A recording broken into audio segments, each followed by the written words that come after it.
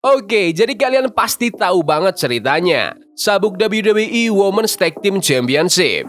Katanya ini loh, langkah selanjutnya di Women's Evolution. Gelar yang bisa bikin satu divisi full jadi legit di semua brand. Tapi jujur aja ya, selama 5 tahun yang panjang dan menyiksa itu, gelar ini tuh kayak pusaka kuno yang digutuk di dunia wrestling. Dicopot, dibuang-buang, dipegang sama tim yang dibentuk cuma gara-gara ketemu di kantin minggu kemarin. Kita semua ingat kan janji-janjinya. The Boss and Hak Connection menangin sabuk perdana itu pure magic. Tapi abis itu gimana? WWE langsung pakai mode autopilot. Kita cuma dapat tim yang random. Ada Alexa Bliss dan Nikki Cross yang entah gimana kok bisa works. Terus sabuknya benar-benar disumpelin ke loker pas Sasha Banks dan Naomi jalan keluar dari arena. Momen pengkhianatan kreatif yang benar-benar nunjukin betapa nggak berharganya sabuk ini buat WWE. Dan kalian nggak bisa nyalahin mereka karena cabut. Mereka lihat batasnya, dan batasnya itu rendah banget coy. Masalahnya tuh bukan di talentanya guys, tapi di investmentnya. Kurangnya storytelling jangka panjang. Mereka cuma pakai sabuk ini buat jadi tempat sampah kreatif buat bintang-bintang single yang nggak dapet tempat di WrestleMania. Dan jujur nih, aku udah siap buat nulis obituary buat sabuk ini. Kita semua juga gitu kan. Divisi tag team cewek tuh rasanya kayak kejuaraan yang paling menyedihkan, paling gak dicintai di seluruh wrestling. Tapi terus The Queen datang. Pas mereka masangin Charlotte Flair sama Alexa Bliss, pikiran pertamaku, dan aku yakin pikiran kalian juga sama, adalah nah ini dia lagi deh. Dua bintang single utama sama-sama lagi kena kekalahan parah atau lagi di creative rut. Klasik banget, kami nggak tahu mau ngapain kamu, nih ambil sabuk ini aja. Rasanya murahan, rasanya males, rasanya kayak paku terakhir di peti mati buat sabuk tag team ini. Yang udah ditakdirkan buat reign gak jelas lagi sebelum dicopot yang ke-37 kalinya. Tapi di sini nih, bagian yang indah dan briliannya. Charlotte Flair gak sengaja nyelamatin divisi tag team cewek. Aku nyebutnya teori kekacauan Charlotte. Kenapa? Karena untuk yang pertama kalinya, dua superstar terpaksa buat benar-benar komitmen jadi tim.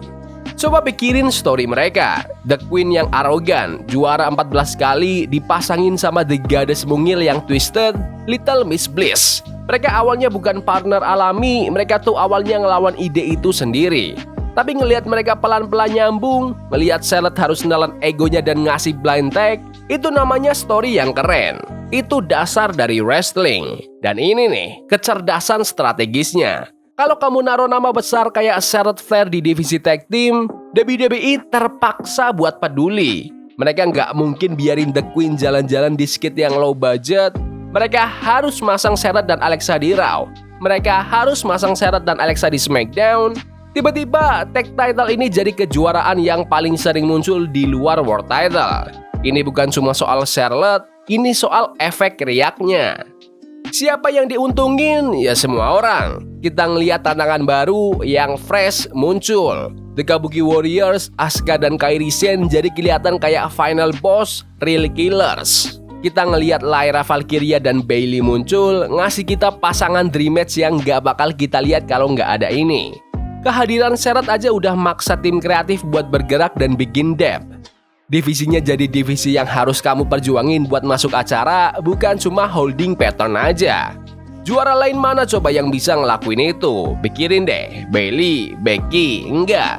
Butuh nama terbesar yang biasanya nongkrong di main event buat crash the party dan bikin divisi itu jadi main eventnya. Nah, sekarang kita bahas kelemahan terbesar The Queen. Kita semua hormat sama talentanya. Kita semua hormat sama garis keturunannya, tapi jujur aja, Charlotte Flair tuh selalu kesusahan buat nyambung sebagai babyface yang tulus dan benar-benar disukai. Dia terlalu bagus, dia terlalu dominan, dia terlalu Flair. Penonton secara alami tertarik sama underdog, sama perjuangan, dan Charlotte tuh jarang berjuang. Dia selalu kerasa agak entitled, dan makanya kita suka ngebu dia. Itu batas kreatif yang nggak bisa dia tembus. Tapi di samping Alexa Bliss, ada sesuatu yang berubah secara fundamental. Ini bukan lagi The Queen yang menangin gelar lagi, ini jadi The Queen yang belajar untuk percaya. Dia berbagi sorotan, nyerap rasa suka yang dipunya penonton buat Bliss, dan untuk pertama kalinya dia di-booking sebagai partner, bukan penakluk. Ada momen di mana dia kelihatan rentan, Dia dihajar habis-habisan dan harus di take out. Para puritan wrestling di penonton mulai respect sama kerjanya dan fans biasa mulai ngelihat ada manusia di balik kemewahan kerajaannya. Ini loh keajaiban dari divisi tag team. Alat buat penyesuaian karakter. Sabuknya nggak cuma jadi dekorasi, itu tuh sekarang jadi katalis. Charlotte Flair yang kita lihat sekarang disorakin penonton, benar-benar senang dan having fun adalah hasil langsung dari rasa rendah hati. Bukan karena kalah single match, tapi karena kebutuhan buat kerja sama tim. Dia akhirnya jadi babyface yang tulus untuk pertama kalinya sepanjang karirnya. Itu bukan cuma championship brand, itu tuh revitalisasi karir. Nah, sekarang pasangan aneh ini udah kehilangan sabuknya, ujian sebenarnya baru dimulai. Apakah reign mereka penting? Iya. Apakah mereka bikin standar baru? Jelas. WWE nggak boleh, aku ulangi, nggak boleh balik lagi ngeremehin sabuk ini. Mereka udah buktiin formulanya, kalau kamu naruh bintang kelas atas di divisinya, seluruh divisi akan naik. Mereka harus terus nyimpen Charlotte di mix ini, jangan langsung nyumpelin dia balik ke world title. Bayangin run back-nya. Charlotte dan Bliss ngejar The Kabuki Warriors sampai WrestleMania. Atau mungkin triple threat sama tim NXT yang lagi naik daun kayak Sol Ruka dan Zarya, atau bahkan tim yang balik lagi kayak Damage Control yang udah pecah dan dibentuk ulang. Itu ngasih kita match yang bermakna di luar world title di panggung termegah, dan itu pakai star power Charlotte buat naikin semua orang di sekitarnya.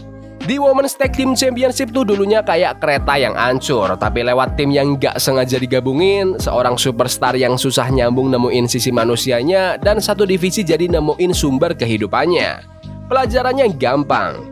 WWE, tag title cewek itu bukan bangku buat bintang single kalian. Sabuk itu tuh buat tempat latihan, pemurnian karakter, dan kunci buat bikin lebih banyak cewek-cewek hebat kalian tampil. Charlotte Flair nggak cuma menangin gelar lagi, dia ngebuktiin nilainya semua gelar. Dan itu teman-teman adalah storyline yang baru aja jadi seru. The Queen berkuasa abadi, tapi divisi tag teamnya akhirnya jadi relevan. Tapi menurut kalian gimana? Apakah Charlotte Flair benar-benar menyelamatkan divisi tag team cewek WWE? Komen pendapat kalian di kolom komentar. Ya udah gitu aja video hari ini. Jangan lupa like dan subscribe ke channel ini karena gue pengen 20.000 subscribers di bulan ini. Tolong bantu. Yes boy. See you. Love is a game we play incognito.